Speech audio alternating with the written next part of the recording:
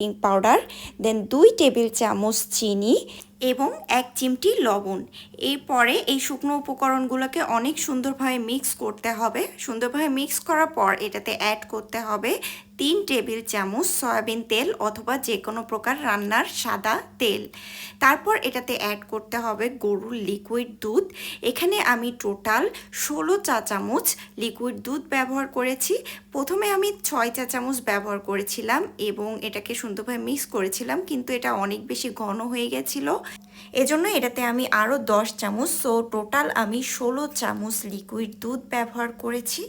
এরপরে এটাকে সুন্দরভাবে মিক্স করে নিয়ে আমি এটার সাইড পরিষ্কার করে মাইক্রো ওভেনে দিয়ে দিয়েছি এবং টাইমার সেট করেছি 2 মিনিট। 2 মিনিটেই আমার কাপ কেক পুরোপুরি রেডি হয়ে গিয়েছে। দেখুন কেকটা কতটা ফুলে গিয়েছে, এটা যেমন সফট হয়েছে খেতেও অনেক মজা হয়েছে।